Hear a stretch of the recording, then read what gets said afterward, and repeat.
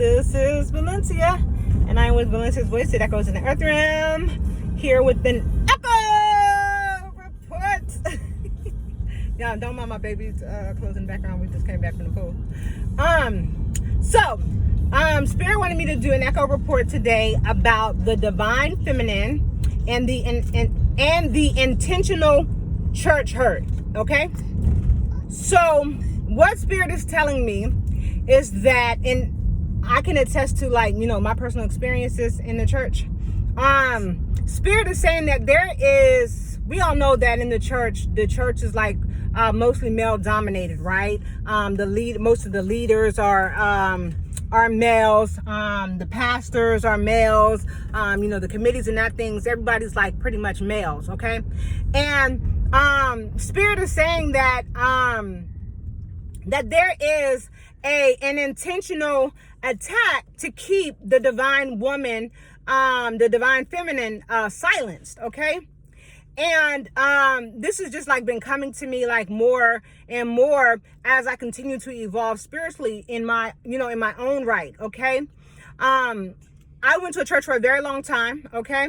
I paid tithes, I paid offerings, I sat in the pulpit, I listened to the messages, I went to the seminars and all these other things. And I really, like, the church experience that I had at this church, it like really got me into like tapping into my higher self, getting connected with, source, and getting connected with Spirit, and getting connected with Jesus, okay? Jesus is an ascended master, okay? Jesus is an ascended master that died for the sins of the world, okay? There are many ascended masters, okay? Jesus is just the ascended master that died for the sins of the world so that we may live, okay, if we are able to repent of our sins, okay? There are many ascended masters. Martin Luther King is an ascended master. He died so that, inequality and segregation could end. He's an ascended master for the world, okay? There's many people dying now that are ascended masters for the world. Nipsey Hussle, he's an ascended master for the world, okay? So Jesus is, Jesus is very real. So I don't want that to be an exclusionary measure, because before I was able to start tapping into and acknowledging and getting connected with my ancestors and spirit guides and ascended masters and the angels and the divines, all I knew was Jesus, and that is from, church. But what I did notice that in the church, if you ever like spoke up or spoke out and challenged anything, that meant that you were not being obedient to the word, okay? It was also, a big thing that you don't get information any other place other than in the world, and don't allow your book knowledge to fool you from what the Bible is saying. In a sense, it is true. But then you got to ask yourself, right? All the pastors are getting knowledge outside of the Bible, right? That's how you're delivering my message, right? You're getting courses in psychology. You're getting courses in, physiology. This is how you guys are able to make the connections between the two. Now, I'm not knocking churches. I'm just talking about my personal experience, okay? And what I noticed is that,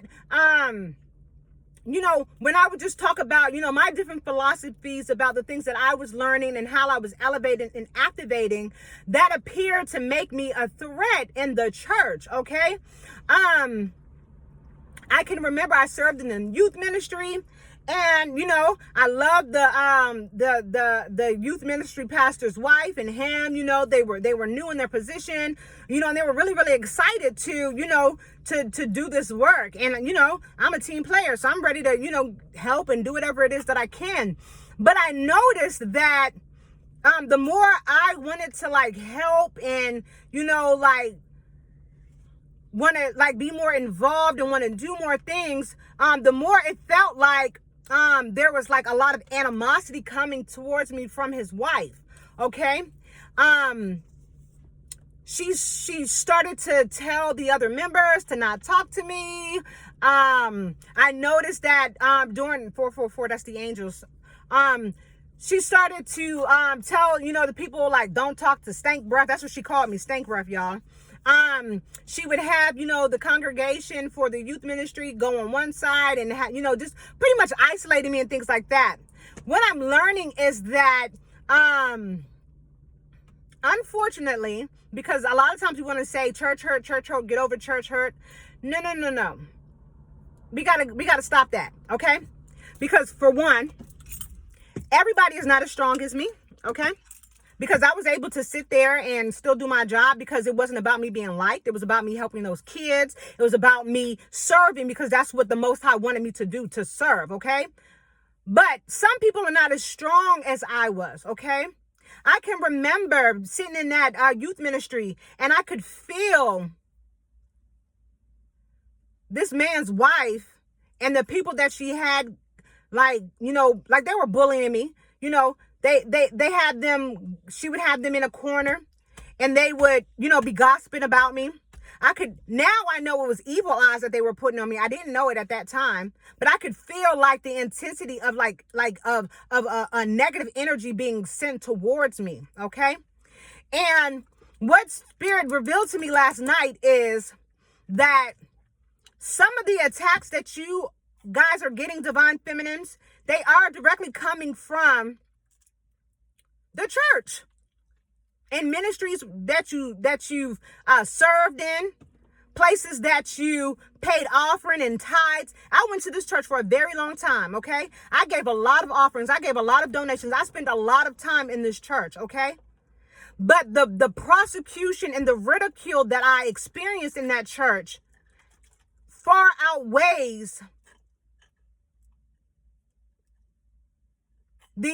let's just get over the church hurt. You're going to get, you know, people are going to do stuff everywhere. People are going to do stuff anywhere. You're right. But why is this happening inside the church? You understand? If this is supposed to be a place where I am supposed to learn how to accept Jesus, how to be more like Jesus, why do I feel like I'm getting treated worse in the church than I did when I was in the world, from what you're saying, in the world? Okay?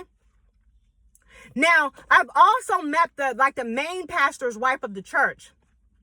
And I was really thrown off by her when I first met her. I'm not even going to lie, okay? Because, you know, I'm like, okay, this woman is, you know, doing these ministries. They're going to different countries, helping people and all this other stuff. I wanted to go on this mission with them and things like that because I thought it would be a good idea.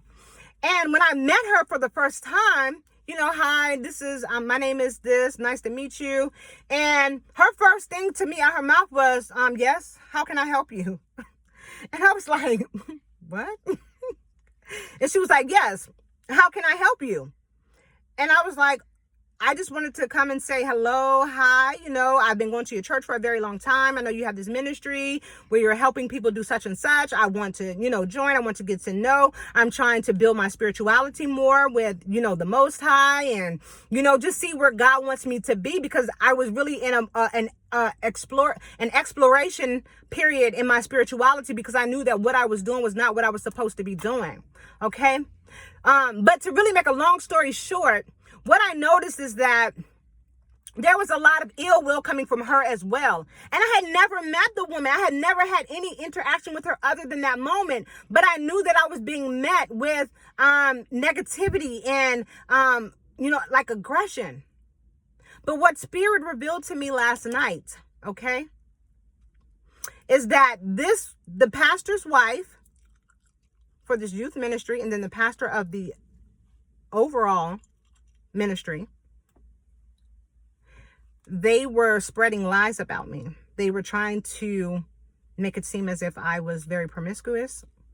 They were trying to make it seem as if I was, because I'm very prophetic, okay? They were trying to make it seem as if I was very dark, as if I was maybe doing things that were not of the higher good for all. And if anybody follows me, you know that I serve the one and only Most High God, creators of the heaven and the earth, makers of all things, okay? I didn't know these things at that time. I just knew that I was getting a lot of persecution, but Spirit revealed it to me last night, okay?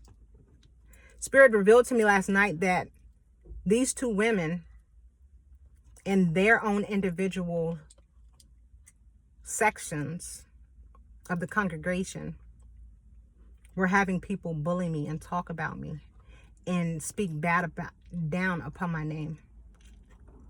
Okay. And this is because they found me as a threat. They found my gifts as a threat. Okay. Both of these women I loved, and I wanted to do work with. Okay. I also acknowledged and admired their husband's work, because I'm like, these men are doing very good work in the community. But what Spirit is saying is that both of these women were very intimidated by their husband's interest in my spiritual abilities and my creative abilities. Okay. And so for them, they saw what could potentially be something as a good work business partnership, as something that could be something as a love or romantic partnership. Now, in the church now, you can't be talking to nobody else's husband. You can't be standing in the corner over to the side talking to even just a regular male. Okay, you can't do that, because you're promiscuous. You're hot. You're being fast, or things of this nature. And I'm like, what world are you living in where you can't sit and have a business conversation with a male in the church? What world are we living in where you can't talk about your creative or your spiritual abilities? You understand? And so as I started to get, more in depth in the church, we started laying hands on the children, because I served in the youth ministry. And what happened is things started to shift. Things started to change. Okay. I am a healer, period. This created great animosity for these women. Okay. Me just being my normal self, not trying to outdo nobody, not trying to, make anybody feel any type of way, not trying to flex or anything of that matter. Just me being me, right? And Spirit is revealing that these women, when I started to pray and lay hands on these kids, that these kids were starting to change, and these kids were starting to get healed, and these kids were starting to have different perspectives in their lives. And so they was like, oh, wait a minute. Even my peers in the church, you understand, they were starting to look up to me. Okay. And I'm not doing anything to try to be in a leader role. I'm just being me. And this created animosity. And so, people started talking. Oh, well, when Valencia came, she started praying, so-and-so stopped doing this and all this other stuff. And it just created a great shift in the atmosphere. So when I became pregnant, Spirit told me to get out of there. I didn't know why. I just left and I never came back. But now Spirit is revealing to me is that He had me leave at that time because my unborn baby that was evolving in my womb would have been, met with this evil intentions, because they were sending evil eyes towards me. They were speaking evil on my name. So when it comes to the divine feminine in the intentional church hurt, okay, some of the pastors are narcissists, and their wives are narcissists as well. And when they see who you are and they can't use you, you become a threat. They can't use your gifts. They can't use your talent. They can't use your abilities. You become a threat. And then they have to try to find a way to get you out of their church. I was stalked. People were mirroring my phone at the church. They were getting my phone calls. They were getting my text messages. People from the church were showing up at locations where I was, where they would have no idea that I would be there other than you listen. Like I can tell you how they actually did it. Okay. They would have, while I was serving in this youth ministry, they would have people come and sit behind me in the congregation while the pastor is preaching, and they would sit there until they were able to mirror my phone. Okay. And then they would create events where I would overhear conversations where they were listening to my phone calls. Okay. Then I would have girls where we would do prayer calls, and you know, the girls would say, I don't even know how they would all be understanding, you know, what's going on in my life and how they know this and how they know my secret. And I'm sitting here looking like, now I knew this part, the mirroring of the phones, before I even left the church. And I'm looking at her like, girl, they listen to your conversations. They getting your text messages. Okay. They're getting your emails. That's how they know this stuff. Okay. And so, what Spirit is saying is that this is all to like try to keep, you know, a tabs on who's in the room, who's around them, what you have going on, making sure that you don't know what they're doing, because you know there's big scandals in the church. And so when the divine feminine shows up and steps out and just does their natural thing and become themselves, Spirit is saying that there is a great need to get her out the church. She's too dominant. She's too masculine. She's too this. She's too that. She's not submissive. She's too, you know, she's talking about, you know, this or that. And at that time, I wasn't even doing tarot. I was just doing prayer call, and I was, you know, in the church. I wasn't even doing tarot at that time. So it's just crazy on how, you know, this is something that is continuously happening. But Spirit wants you guys to Google the divine feminine and the intentional church hurt, okay? Or the church attack on the divine feminine, okay? That was just a little bit of my personal experience. I wanted you guys to hear that, okay? Well, that's all I have. I am Valencia with Valencia's voice. That goes in the earth realm. Until next time, I'm going to be going live soon, y'all, okay? Thank y'all for getting me to 1,400. I am so proud of all of you guys. Thank y'all for y'all likes, shares, subscribes. I am going to start doing some lives, and then we'll try to do some extendeds, and then, you know, we'll get this thing popping, because Spirit wants us to evolve and move into, you know, our gifts and our talents and continue to be the light. I love you.